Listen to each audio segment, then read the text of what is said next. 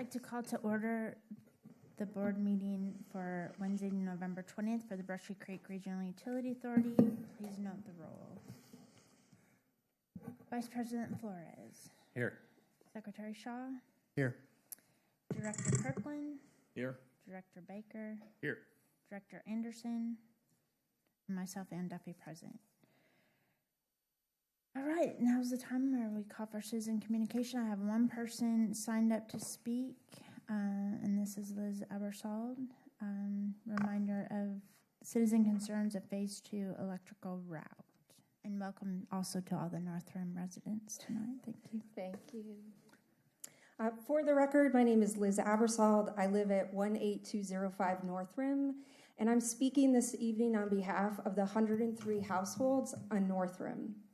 Like many of the people in this room, I've read the stories and I've seen the news about the negative tone and lack of civility at recent Leander and Cedar Park City Council meetings. Ms. Duffy, I know you've been personally attacked in those meetings in this very room, and I'm very sorry that's happened to you. When you choose to go into public service, I'm sure you don't envision shouting matches in City Hall. What I see in that behavior, however, is that when tensions and passions run high, there can be a breakdown in the way that we treat each other. The passions and tensions are high for my North Rim neighbors, but we are choosing a different path than the lack of decorum that has happened in the chambers of your cities. My neighbors and I are angry. We are also fearful and anxious about the proposed route and the uncertainty of your future plans. Our home values, our way of life, and our safety are on the line for us. But despite that, we have chosen to come here each month and make our case to you professionally and with respect. Since the last BCRUA meeting in September, more North Rim neighbors have received letters from Cobb Finley about land rights and easements, and Walker Partners staff have been marking our roads with spray paint, flags, and survey markers. Our anxiety and tension are increasing, but we are still here demonstrating our respect for this governing board and extending the benefit of the doubt, as well as the belief that I have in the core of my being that this board will do the right thing for North Rim neighbors. I believe that when good, well-intentioned people come together with other good, well-intentioned people, that we can work on any kind of challenge and come to a solution that serves all of our interests. That is the heart and soul of who we are when we are our very best. With that, I thank you for listening to us, for putting in the work to evaluate alternatives, and for working with us to mitigate the impact of your project on neighboring communities. We look forward to hearing an update on the status of the 1431 assessment this evening. Thank you. Thank you. Does anyone else wish to speak that didn't sign up? Okay. So moving on, item 4, approval of the minutes. Consider approval of the BCRUA meeting minutes for September 25th, 2019. I have a motion. Motion to approve. I have a motion. Do I have a second? A second.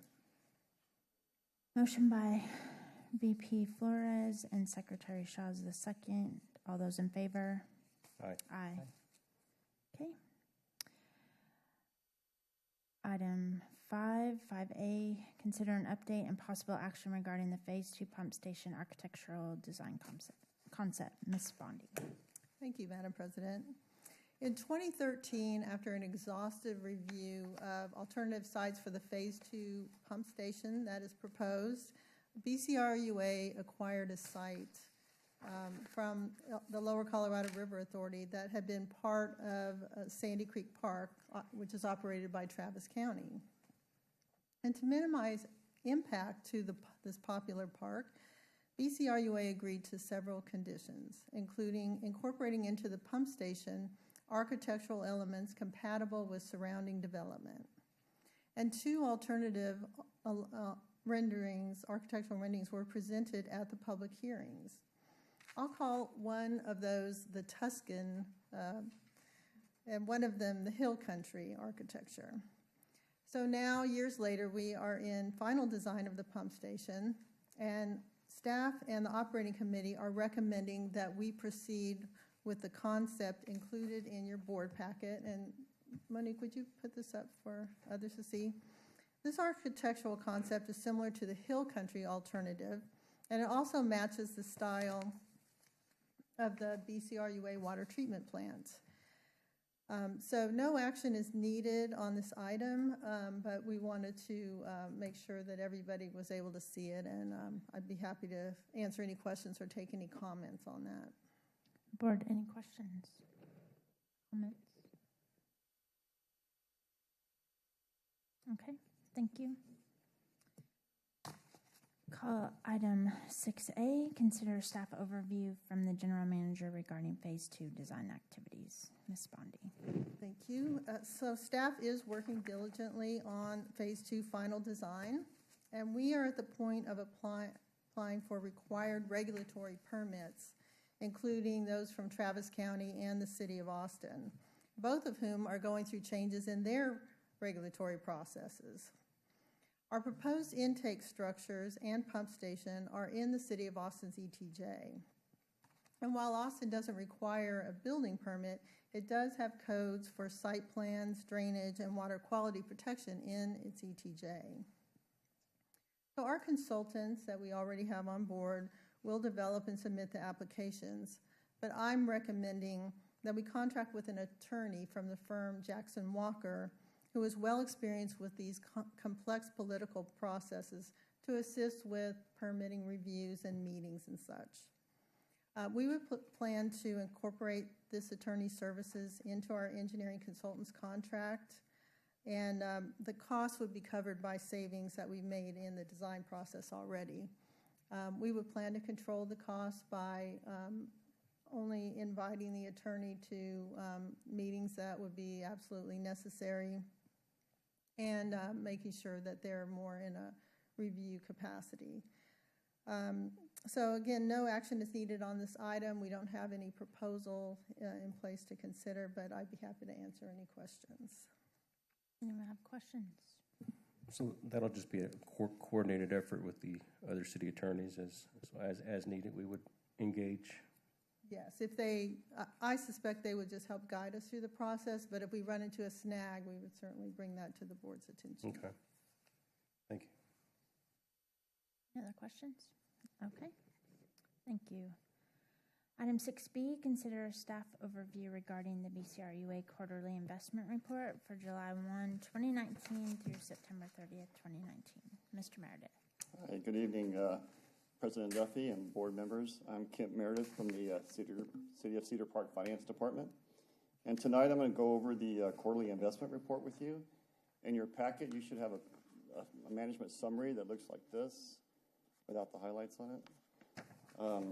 I'll go over that page with you, and then we can go on to any details that you want to talk about or answer any questions that you might have. But looking at the management summary report, you'll see that the BCRUA has about $41.9 million in the portfolio. And during the quarter that ended on September 30th, 2019, the portfolio earned $274,954, which is pretty good. Putting that in context, that was for the quarter. For the entire year, the portfolio earned $1,042,320. That's a pretty good amount of interest revenue for BCRUA. And to put that in context, in 2018, the BCRUA earned just over $593,000 in interest income. And in 2017, the BCRUA earned a little over $198,000 in interest income. So this has been a banner year for interest income for BCRUA. That's very good.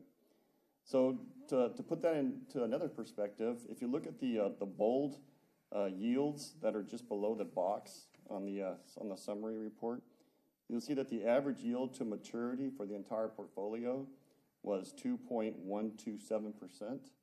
Now, if you skip down two numbers, you'll see the benchmark that we compare ourselves against. That's the one-year Treasury note, and that is 1.85%. So the portfolio outperformed the benchmark, which is also a very good indicator. Now, looking at one more item on the report, the WAM, which is the weighted average maturity of the entire portfolio, is 58 days. Now, if there's one thing that we would probably want to talk about, if you go to the next page, there's some recommendations from Patterson and Associates on the next page. And that second bullet point on that page, you'll see that they are recommending that we extend the WAM, take the portfolio out a little bit longer as far as investments are concerned. And what that will do is it'll lock us in at an interest rate that in case the interest rate drops, that the federal drops the interest rate, which they're planning on doing, it will lock in a little bit higher.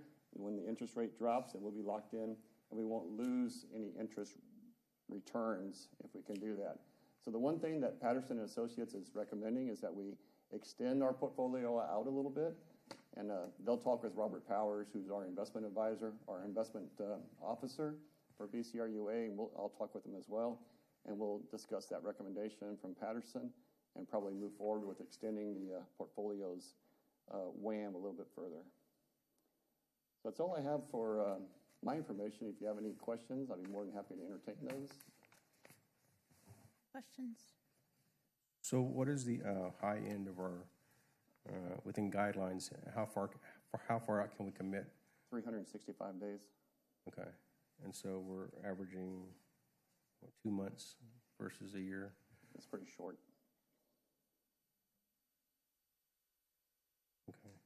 And so that would still kind of be, we would still have several investments that we're stacking stuff. I mean, we're stepping it out, Right. Some longer, some shorter. Right. If you look at do you have this page right here in front of you? Mm-hmm. This little box down here with the bars on it, that kind of shows you where we are. It looks like most of our money is in the zero, that first column. Right. What we want to do is reduce that down and push those investments out. So Okay. that's exactly where you're going with that question, I believe. All right. Thank you. Quick question, or two questions. Why?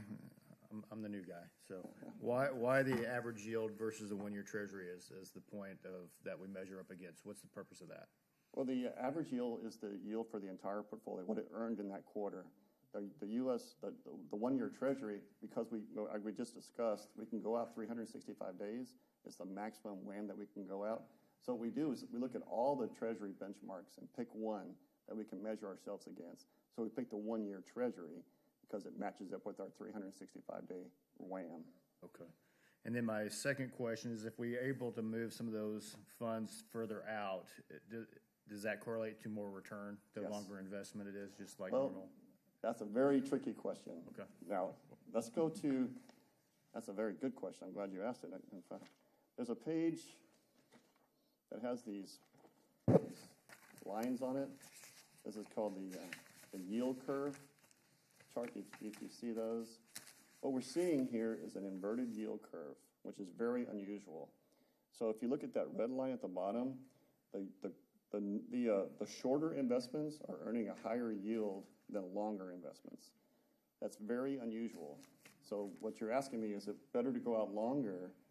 Well, there's a chance we'll have a lower yield if we do that because of the inverted curve. And that's based on very uneasy economic conditions that we're facing right now.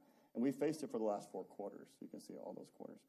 But if we do go out and take on a lower paying investment, that might be a bad idea in some people's eyes, but it could be a good idea in case the interest rates drop. We're protecting ourselves. We're locking in at a higher rate that might be a little bit lower than what we can get on a short-term rate, but we're locked in for a longer period at a higher rate if the interest rates drop. So that's a very good question. Thank you. So one other question, I'm sorry. So you had talked about how we had earned a little over $1 million year to date as far as interest earnings. Are we just holding more money because some of the extra funds we have in the accounts? No, we're not holding the money. The money will be used on construction projects. It's just that we issued that new debt. Okay. 2017 and 2018 debt hasn't been utilized yet, so it's sitting in our bank accounts getting invested. All right, thank you. So no action from us No. at this time? Okay, thank you. Any other questions? Appreciate the board's insight and Mr. Meredith. All right, call item 7A, consider a resolution authorizing the president to execute supplemental agreement number 8 with Walker Partners for Phase 2 land rights and stakeholder coordination project. Ms. Sparky. Thank you. This item is an amendment to the Phase 2 Land Rights and Stakeholder Coordination Project that the board approved in April 2017. And this particular amendment is to design temporary power service that will be used by a future contractor for construction of the Phase 2 pump station improvements. There's not enough power right now in that area even to run the tunnel boring machine and the other power needs that the contractor will need. So we need to get started on that now. These design services were planned for when we sought funds from the Water Development Board for the design of this project, but the scope wasn't really known until we had reached an agreement with Pedernales Electric Co-op. That took a while, and we were able to reach that agreement a few months ago, so now we know what specifically we need to design. So this design will include the rebuild of about 4 miles of mostly along Lime Creek and the east side of Trails End Road from 1431 down to the pump station site. In addition, it includes demolition, relocation, and construction of existing facilities at the pump station site to accommodate construction efforts on the site. So while we're talking about improvements here to provide temporary power, BCRA does continue to study the alignment for the route of the permanent electrical facilities, and that's what most of these folks here are here to represent. We are making progress. Our consultants have been working with Pedernales Electric Co-op on what the alignment we're studying along FM 1431 would look like. For those of you who have driven it, you can see it's there's a lot of complications there. You've got the Treviso development, and just due to the hill country, a lot of retaining walls on each side, and then there's also power lines already along one side. So those discussions are going on, and we are not at a point yet that we can provide any results yet. So we'll need a few more weeks for that. But that, again, that's the permanent power and not what we're moving forward with tonight. So the compensation for the temporary power design services will be based on a lump sum for the amount of $447,880. And the contract will be funded by the 2018 SWIFT funds and Phase 1A savings. So staff and the operating committee have reviewed the proposal and with Walker Partners and recommend board approval. And we are all available to answer any questions you might have. Questions? Do I have a motion? Motion to approve. I'm going to second the motion. All those in favor? Aye. Aye. Any opposed? Nay. Secretary Shaw opposes, and 2 votes in favor, President Duffy and Vice President Flores. Okay. Any closing comments? No, thank you for coming out again. Appreciate your time and effort and dedication towards your community and your neighborhood. So thank you. And I'm glad we could have it in Cedar Park, so you didn't have to travel so far.